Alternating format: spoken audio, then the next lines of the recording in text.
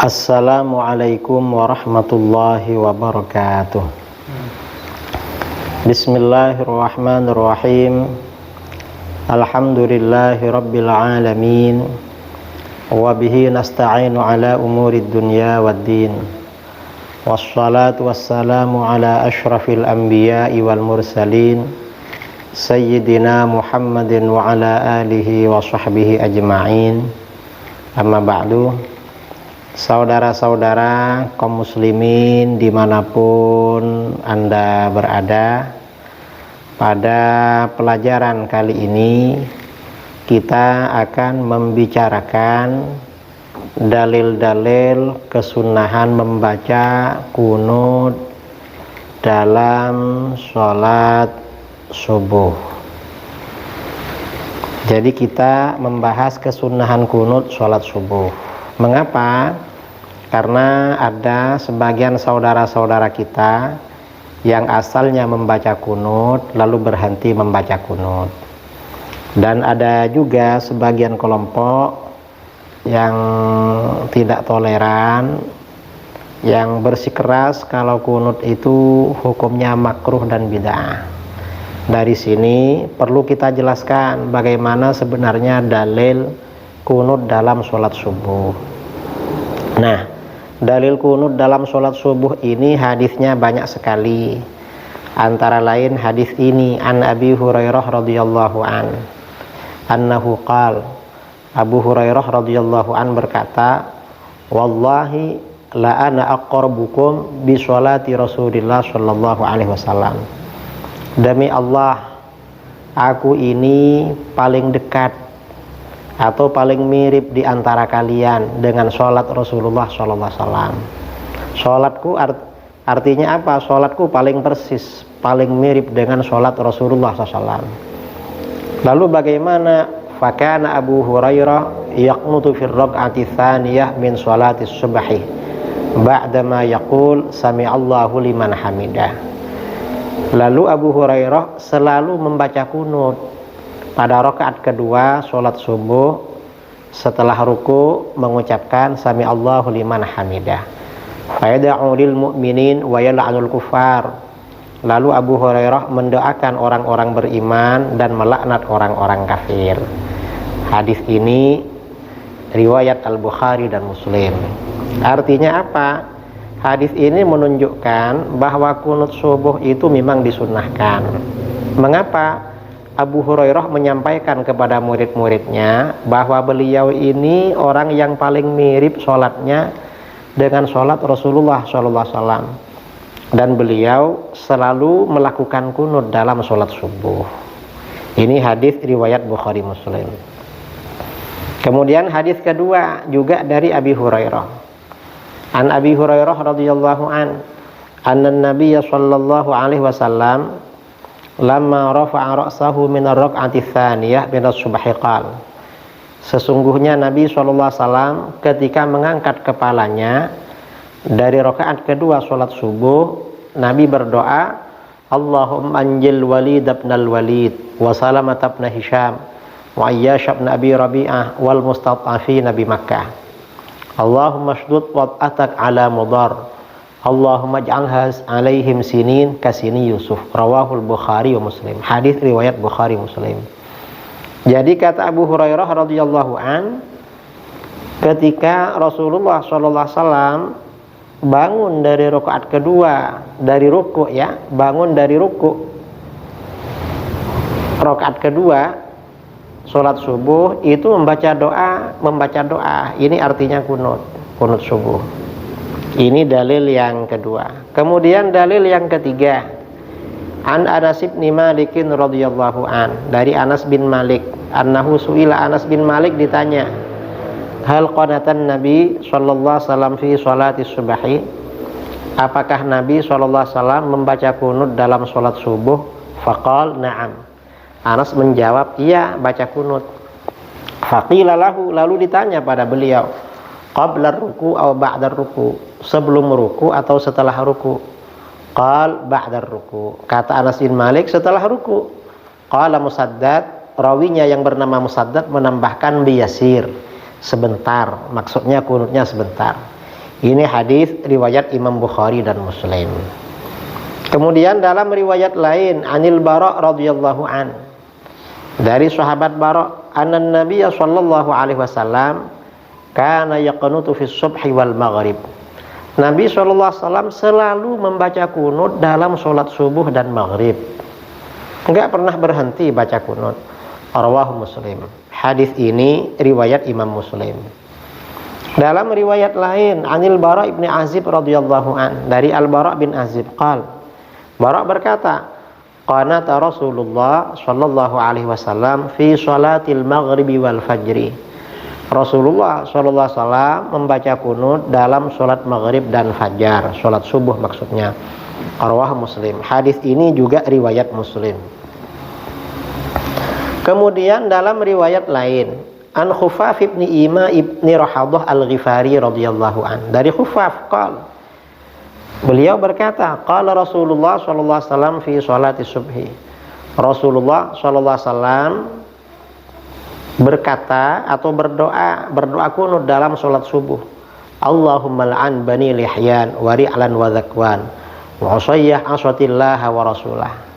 Mendoakan laknat kepada Bani Lihyan, Bani Ri'al dan Bani Zakwan. Lalu Rasulullah bersabda, usayyah aswatillah wa rasulah. Bani Usayyah, orang-orang Usayyah telah durhaka kepada Allah dan Rasulnya. Ghifar ghafarallahu laha. Sedangkan suku Ghifar, mudah-mudahan Allah mengampuni mereka. Wa aslam salamahallah. Sedangkan suku Aslam, semoga mendapat keselamatan perlindungan dari Allah. Rawahu Muslim. Ini dalil kunut subuh. Kemudian hadis lain, An Anas radhiyallahu anhu qala, Anas bin Malik berkata, mazala Rasulullah sallallahu alaihi wasallam yaqnutu fi sholati subhi hatta faraqad dunya. Rasulullah sallallahu alaihi wasallam terus-menerus membaca kunut dalam salat subuh hingga meninggalkan dunia. Sampai wafat beliau baca kunut terus. Qala Abu Abdillah rahimahullah, Imam Abu Abdillah Al-Hakim berkata, hadza haditsun sahih fa inna ruwatahu kullahum thiqat. Hadis ini sahih karena perawinya semuanya dipercaya. Arwahul Baihaqi fil Khilafiyat. Hadis ini riwayat Al-Baihaqi dalam Al-Khilafiyat. Kemudian qala Al-Baihaqi rahimahullah, Al-Baihaqi berkata, uruwiya an Aliyin wa ibn Abbas wa ibn Umar wa ibn Mas'ud wa Jabir ibn Abdullah wa Ammar wa Hudzaifah bin Asid al-Ghifari wa Aisyah binti Siddiq radhiyallahu anhum anna Nabiy sallallahu alaihi wasallam qanata fi sholati subhi. Telah diriwayatkan dari sahabat Ali, Ibnu Abbas, Ibnu Umar, Ibnu Mas'ud, Jabir, Ammar, Hudzaifah bin Asid al-Ghifari dan Aisyah binti Siddiq radhiyallahu anhum bahwa Nabi sallallahu alaihi wasallam membaca kunut dalam salat subuh. Kemudian kata Al-Baihaqi juga, waruwina dzalika an Abi Bakrin as-Siddiq wa Umar bin Al-Khattab, Utsman bin Affan, wa Ali bin Abi Thalib, Abi Hurairah wal Bara bin Azib radhiyallahu anhum. Dan diriwayatkan pada kami hal itu, kunut subuh itu dari Abu Bakar as-Siddiq, Umar bin Khattab, Utsman bin Affan, Ali bin Abi Thalib, Abi Hurairah, Bara bin Azib radhiyallahu anhum. Semuanya membaca kunut dalam salat subuh. Ini dalil kunut subuh. Ini diantara riwayat dari Sayyidina Umar Anil Aswad, qala Aswad berkata, shallaitu khalfa Umar bin Khattab radhiyallahu an fis safar wal hadar ma la uhsi. Aku sholat di belakang Umar bin Khattab radhiyallahu an, baik dalam bepergian maupun ketika tidak bepergian, yang tidak aku hitung. Fakana yaqnutu fi raq'ati tsaniyah min sholatil fajri. Umar selalu membaca kunut dalam rakaat kedua salat subuh. Wala yaqnutu fi sa'iri sholawatihi. Beliau tidak baca kunut dalam salat yang lain. Kunutnya hanya dalam salat subuh. Kemudian juga Anil Hasan qala, Hasan Al-Basri berkata, qila li Anas bin Malik radhiyallahu anhu. Anas bin Malik pernah ditanya, innama qanata Rasulullah sallallahu alaihi wasallam syahran. Rasulullah sallallahu alaihi wasallam baca kunut kan hanya sebulan. Faqala, apa kata Anas? Anas menjawab, mazala Rasulullah sallallahu alaihi wasallam yaqnutu hatta mata. Rasulullah SAW terus baca kunut sampai wafat. Wa Abu Bakrin hatta mata, Abu Bakar baca kunut sampai wafat. Wa Umar hatta mata, Umar baca kunut sampai wafat. Semuanya sampai wafat. Anil Awam bin Hamzah qala, Awam bin Hamzah berkata, sa'altu Abu Utsman anil kunut fi subahi. Aku bertanya kepada Abu Utsman tentang kunut salat subuh. Qala, Abu Utsman berkata, ba'dar ruku. Ya, setelah ruku, kata Abu Utsman. Qultu, aku bertanya lagi, aman dari siapa?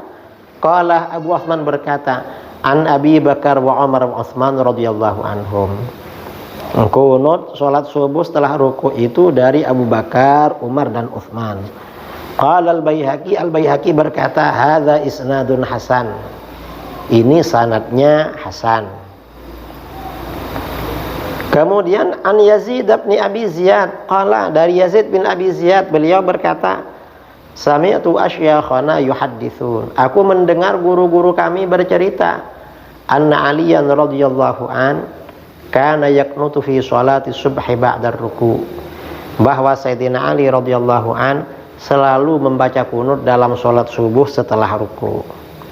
Jadi Sayyidina Ali baca kunut terus. Nah, kemudian ini setelah kita mendengar ya dalil-dalil bahwa kunut subuh ini dasarnya kuat sekali, lalu ada syubhat beberapa hadis bahwa Nabi SAW meninggalkan kunut. Hadisnya bagaimana? Misalnya hadis riwayat Muslim, an Asim al-Ahwal qala, Asim berkata, sa'altu Anasan radhiyallahu an anil qunut qabla ruku. Aku bertanya kepada Anas tentang kunut sebelum ruku. Qala, Anas menjawab, innama qanata Rasulullah sallallahu alaihi wasallam ba'da ruku syahran. Rasulullah sallallahu alaihi wasallam melakukan kunut setelah ruku itu hanya sebulan. Yada'u ala nasin qatalu unasan min ashabihi yuqul lahumul qurra. Rasulullah mendoakan keburukan pada orang-orang yang membunuh sekelompok manusia dari sahabat-sahabat beliau yang disebut dengan al-qurra. Rawahu Muslim. Jadi dalam hadis ini Rasulullah SAW kunutnya hanya sebulan, mendoakan laknat bagi orang yang membunuh sahabat beliau. Warawahu Qatadah an Anas radhiyallahu an, dari Anas juga, anna Rasulullah sallallahu alaihi wasallam qanata syahran yad'u ala ahya'in min ahya'il Arab thumma tarakahu. Sesungguhnya Rasulullah sallallahu alaihi wasallam membaca kunut dalam satu bulan, mendoakan bagi penduduk kampung ya, orang-orang kampung dari kampung-kampung Arab atau marga-marga Arab, kemudian beliau meninggalkan kunut itu. Jadi hanya sebulan dalam hadis ini. Ini hadis sahih. Nah, hadis ini sebenarnya bagaimana? Qala Al-Baihaqi rahimahullah. Al-Baihaqi rahimahullah berkata, hadza haditsun la syakka fi sihhatihi. Hadis tadi memang benar-benar sahih, tidak ada keraguan. Illa annahu sallallahu alaihi wasallam tarakat du'a alaihim wal la'nah. Cuma maksud dari hadis itu, Nabi sallallahu alaihi wasallam itu meninggalkan doa keburukan dan laknat pada orang-orang kafir itu. Itu yang ditinggalkan. Walam yatrukil kunuta aslan. Dan Nabi tidak meninggalkan kunut sama sekali. Yang ditinggalkan doa keburukan untuk orang kafir itu. Au tarakahu fi sa'iris shalawat duna subhi. Atau Nabi meninggalkan kunut itu dalam semua sholat selain sholat subuh. Kalau sholat subuh baca kunut. Mengapa? Bidalili ma ruwina an Anasin fi akhbarihi.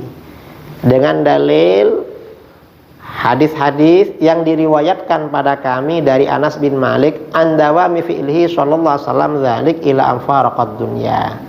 Tentang kelanggengan Nabi SAW melakukan kunut sampai meninggal dunia. Riwayat dari Anas sampai wafat beliau berkunut.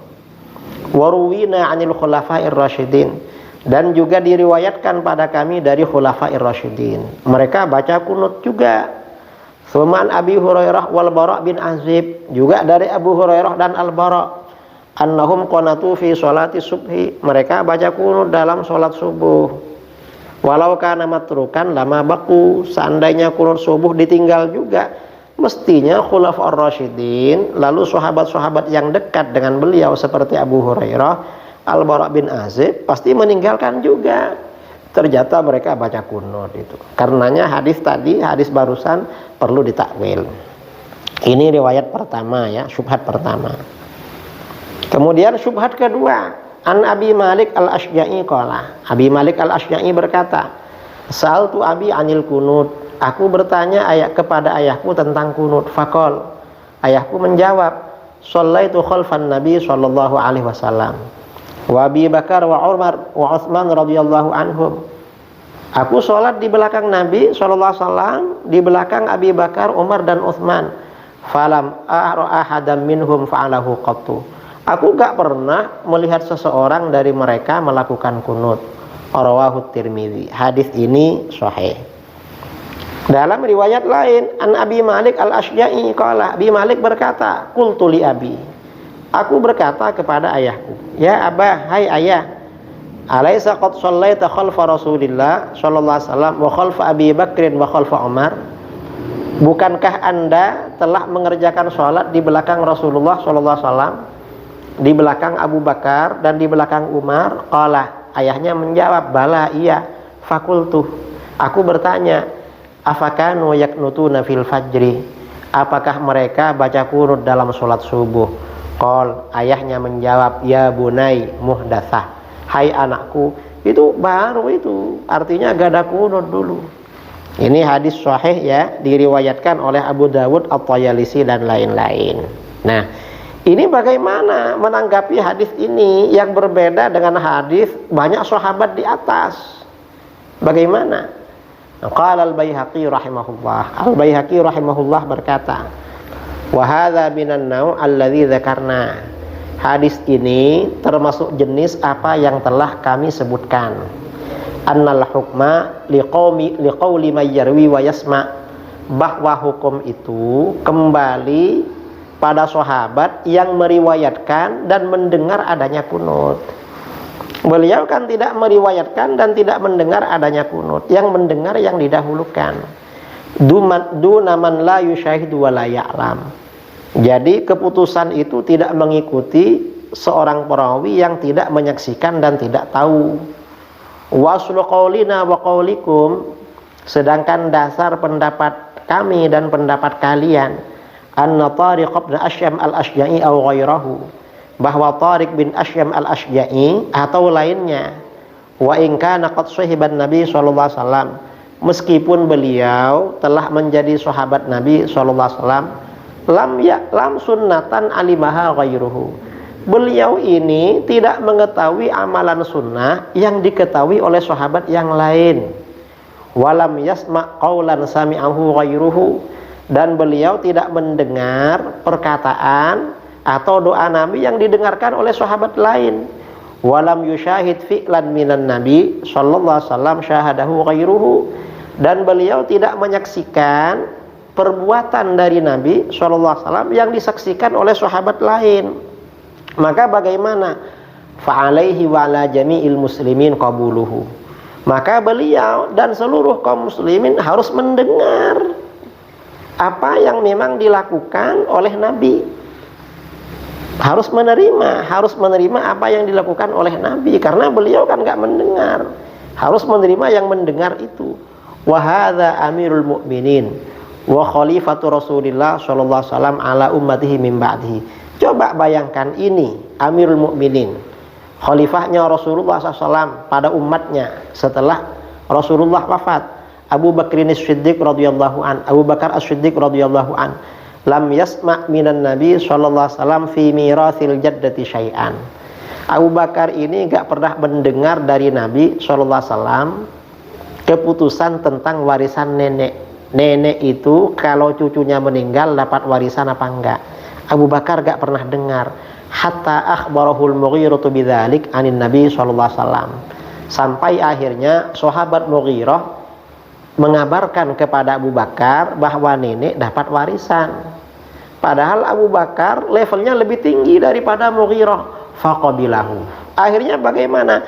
Abu Bakar menerima informasi dari Mughirah wa qadha bihi, dan Abu Bakar memutuskan sesuai informasi dari Mughirah. Fa kaifa Tariq bin Asyam? Lalu bagaimana dengan Tariq bin Asyam? Beliau bilang nggak tahu Nabi berkunut, sementara riwayat lain mengatakan Nabi berkunut. Tentunya yang meriwayatkan Nabi berkunut didahulukan daripada yang meriwayatkan tidak berkunut. Ini dinyatakan oleh Imam Al-Baihaqi dalam kitabnya Al-Khilafiyat juz 3 halaman 16. Nah, ini saudara-saudara, dasar-dasar umat Islam di Indonesia penganut mazhab Syafi'i yang istiqomah membaca kunut dalam sholat subuh.